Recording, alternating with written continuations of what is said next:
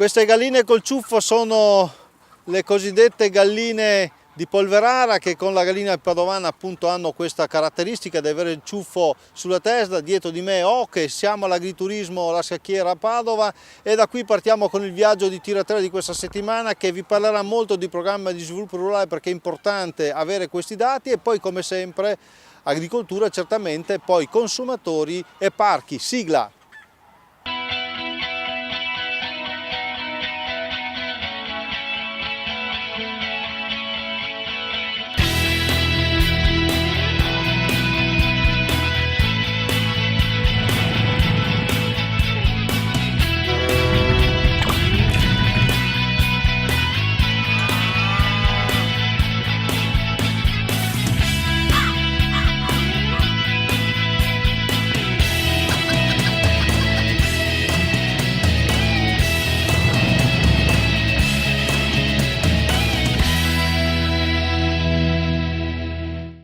Abbiamo detto allora di essere qui a Padova all'agriturismo La Scacchiera, e qui tra finocchi e cardi incontriamo il direttore del Dipartimento Agricoltura della Regione Veneto, il dottor Andrea Comacchio, con il quale vogliamo continuare questo ragionamento sul nuovo programma di sviluppo rurale. Abbiamo detto che ci sono alcune linee portanti significative, per esempio i giovani, no? Sicuramente, la misura sui giovani è stata molto potenziata, ha una dotazione totale di 100 milioni di euro e il premio all'insediamento è stato molto potenziato, 50.000 euro per giovane che va a insediarsi, e si può accompagnare, come nel precedente periodo, con un pacchetto che può comprendere anche le misure a investimento, le misure per la formazione e la consulenza.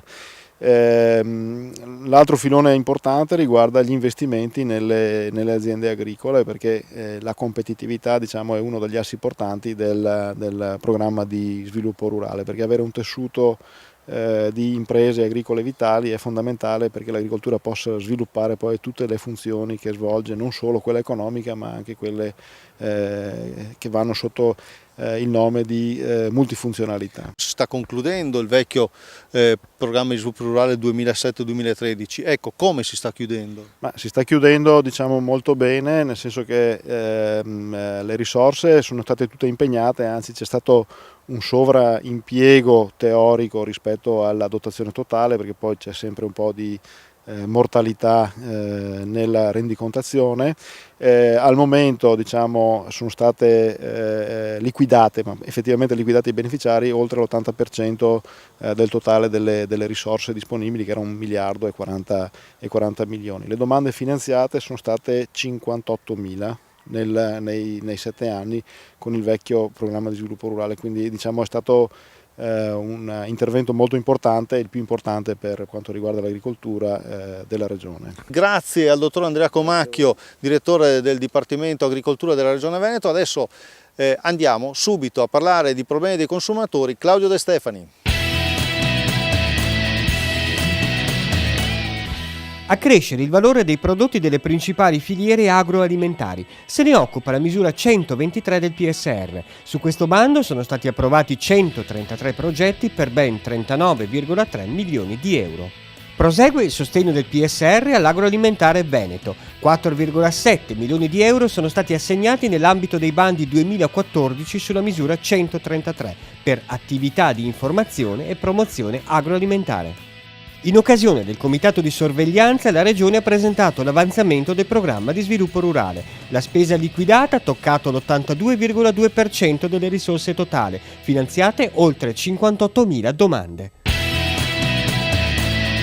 Eccoci qui, amiche e amici di Terra Terra, siamo arrivati allo spazio dedicato al consumatore all'interno del nostro programma. Quest'oggi l'associazione alla quale abbiamo chiesto aiuto è l'ADOC ed è presieduta, per quanto riguarda il Veneto, da Sergio Taurino, e devo dire la verità, ogni volta che mi fissa un appuntamento devo aspettarmi di tutto, ma certo che di luoghi ne hai scelti tanti. Questo che cosa ha di particolare? Ecco, siamo in un'oasi naturalistica e siamo nella centrale del più grande distributore di energia elettrica. Ah, quindi parliamo anche quest'oggi di bollette di energia elettrica? Parliamo di pratiche commerciali scorrette. Ci stanno arrivando tante segnalazioni di persone che girano porta a porta per proporre contratti di energia elettrica. Che cosa mi ci hanno combinato stavolta? Mi ci hanno combinato che queste persone propongono dei contratti che sembrano vantaggiosissimi e che poi dopo si scoprono delle vere e proprie bufale. Vale a dire, io sto mangiando a mezzogiorno, mi suonano la porta, mi si presentano due bei soggetti e ancora una volta cosa mi dicono? La prima domanda che fanno: mi fa vedere la sua bolletta? Ecco, questo è uno dei trucchetti che si usano generalmente. Praticamente chiedono una bolletta per poter vedere i tuoi consumi e poi dopo si prendono il tuo codice fiscale. Col codice fiscale andiamo già a contratto. No, io non ho firmato niente, Allora, i contratti, secondo l'autorità per l'energia, si fissano dal momento della firma del contratto cartaceo. Però quando c'è una proposta contrattuale a monte, questa proposta contrattuale dà la possibilità a persone poco corrette di poterti contrattualizzare senza che tu lo sappia. Poi comincia la mediazione, voi parlate con il fornitore parla con voi, però ci sono dei tempi lunghi. Tempi lunghi e fastidi non richiesti, perché noi dobbiamo effettuare prima un reclamo, aspettare 40 giorni e andare in conciliazione, disdire il contratto, e quindi ci sono questi tempi che potrebbero anche risparmiarsi i consumatori. Se ahimè siete caduti ancora una volta in questo tranello, c'è l'ADOC che vi può aiutare, ADOC regionale, vi ricordo presieduta da Sergio Taurino, che ringrazio. Buon consumo a tutti. Grazie Sergio, adesso la linea passa al nostro Mimmo Vita e poi quando ci ritroveremo vi porto in un bosco incantevole. Grazie della linea. Noi siamo adesso, ci siamo spostati da Padova a Treviso, siamo a San Biagio di Callalta e siamo con Marina Gastaldo, la quale Marina ha pensato bene di farsi dare dei finanziamenti per portare avanti questa bella azienda orticola, che poi è tutta in casa perché loro producono e anche vendono, vero Marina? Sì, vendiamo a casa, abbiamo il punto vendita e abbiamo la vendita diretta di ortaggi principalmente. Ecco, adesso siamo in autunno pieno e quindi ovviamente la Serra propone prodotti da pieno autunno. Sì, abbiamo le insalate, le coste, gli spinaci, i broccoli, cavolfiori, finocchi e anche altri ortaggi che sono in pieno campo. Ecco, allora come richieste sul programma di sviluppo rurale voi avete ricevuto finanziamenti per questa serra e poi? Per questa serra in particolare e poi per l'acquisto di un trattore,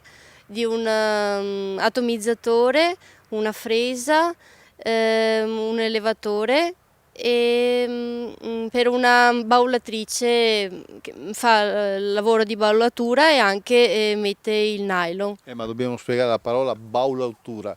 Cos'è? Vediamo un po', spiegacelo. Baulatura serve a creare un cumulo di terreno e sopra il cumulo viene disteso da questa macchina anche il nylon in modo da poter collocare le piantine di ortaggi.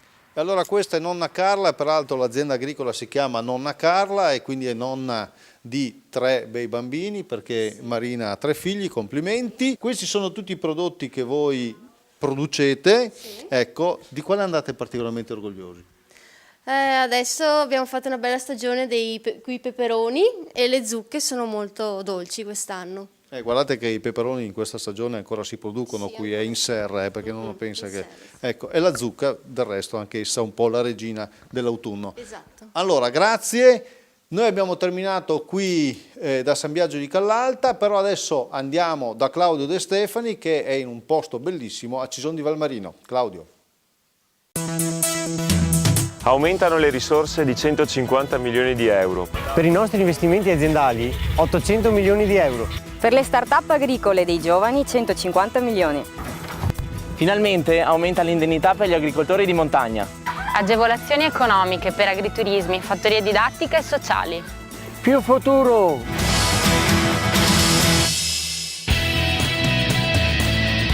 Guardate dove sono arrivato per la parte conclusiva della nostra trasmissione. Ebbene, sono in un piccolissimo borgo della provincia di Treviso, esattamente a Cison di Valmarino, da poco uno dei borghi più belli d'Italia. Sono con l'architetto De Biasi che rappresenta l'amministrazione comunale.